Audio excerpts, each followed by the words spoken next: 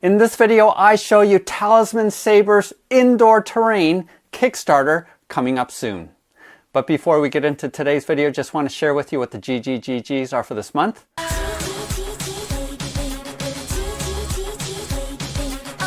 Each month, Bob the Beholder picks some of my Patreon supporters to receive gratitude gifts.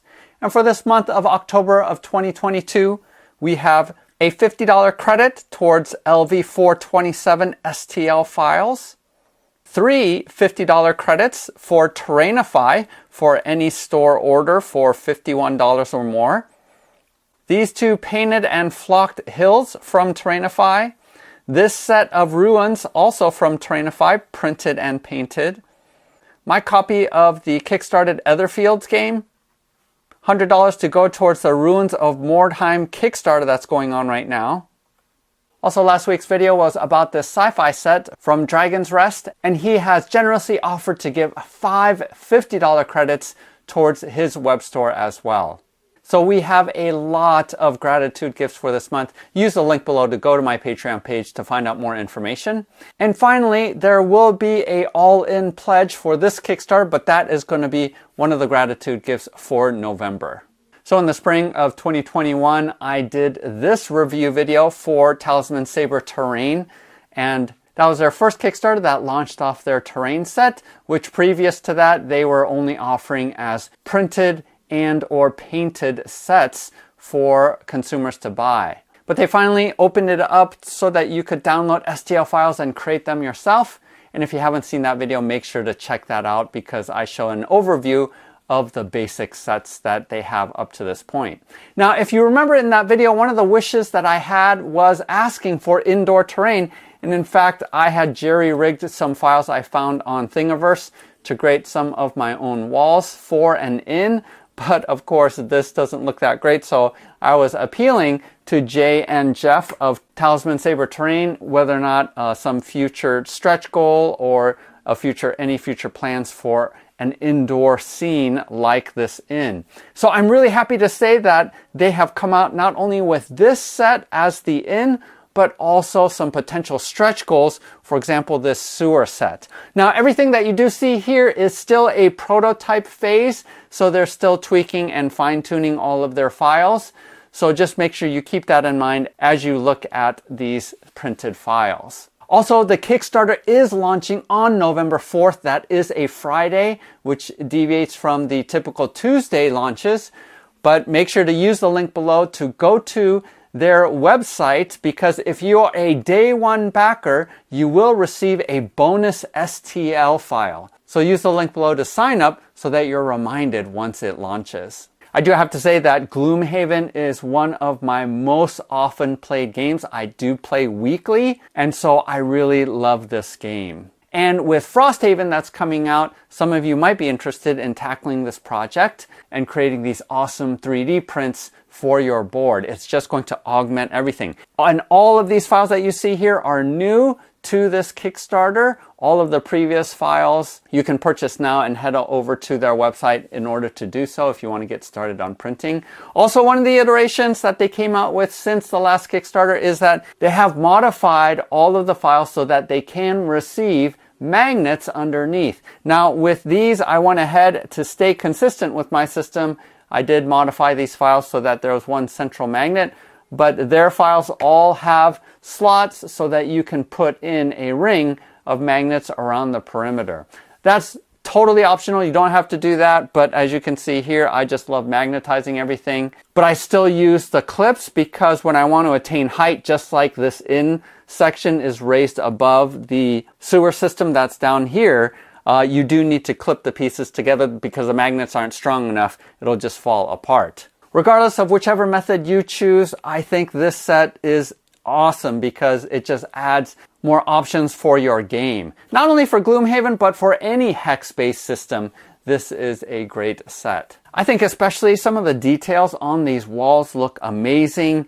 And I was a little bit worried about whether or not these suits of armor were going to turn out, but everything did print pretty well on my FDM printer. I do print at 0.2 millimeter height, and thus far everything has turned out really well. Again, this is just a sampling. They are going to have more files than what you see here, but this should give you an overall feel for what it's going to look like on your gaming table. I also know that they are going to have some LED lights as potential stretch goals, so let's hopefully raise enough money so that it can unlock that. The all-in pledge is $150, and that's going to give you this new set as well as all of the old files. So if you haven't gotten those, then go ahead and do that pledge. Otherwise, it's only going to be $50 for this indoor set and any other unlocked stretch goals. After the first Kickstarter campaign, Jay and Jeff did a pretty good job of rolling out releases of the set that they had come out with. And that worked out fine because it takes a long time to print out these files. So just receiving them periodically, I feel like, is motivating and helpful. Instead of getting all of the files all at once, you're able to stagger some of your build and your painting. I do have a painting tutorial at the end of the video, so if you're interested in that, use a timestamp below to skip to that section. But I am really impressed with the sewer set, especially the sewer water that's going through the middle here. I did use 2-part resin epoxy in order to create that wet look, but the details of that method is in my old part 2 video from the first Kickstarter. What I really like about this set is that you can use these columns from the sewer set as risers to lift up the inn or any other parts that's going to be above ground. And it just creates scenes like this, which is just fantastic. Also, check out this piece. I really like this a lot. And you can use this as a wall. Again, it just provides so much variability for your builds. So if you're a Gloomhaven fan, this is definitely something that will augment your game a lot. Again, use the links below to sign up so that once it kickstarts on November 4th, you will be ready and get that bonus STL file. Also, there will be a gratitude gift at the end of November. One of my Patreon supporters will receive the all-in $150 pledge, so make sure you get in on that as well by using the link below to go to my Patreon page. Stick around for the painting tutorial if you want. Otherwise, happy printing, happy gaming. We'll see you next time.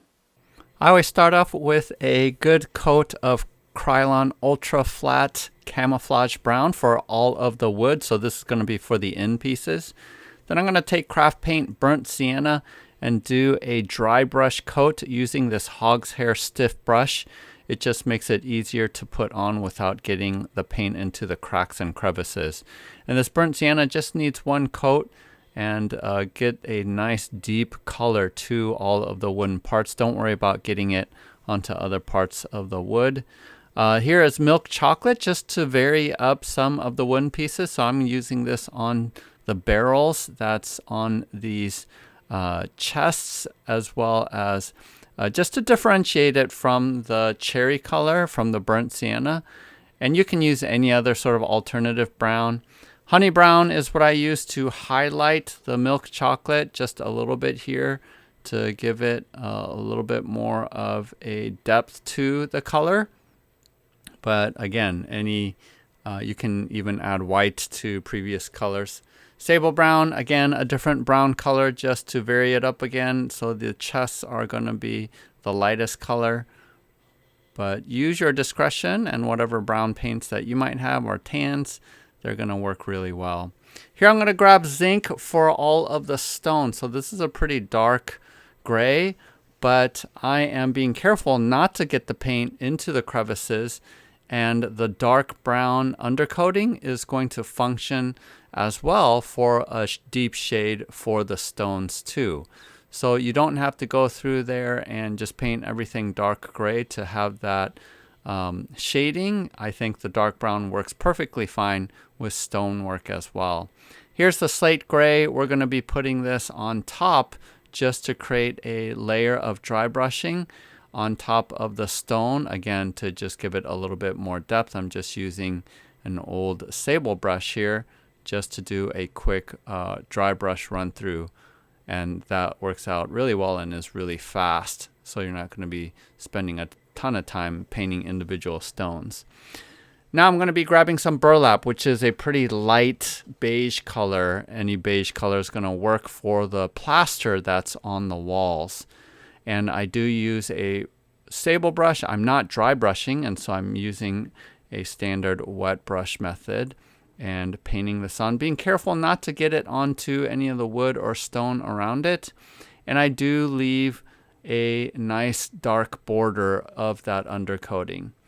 And then the rest of this is just highlighting with some different paints and colors. Here I put silver and gold onto these plates of armor, as well as this shield above the fireplace, along this shield that's on the blacksmith wall.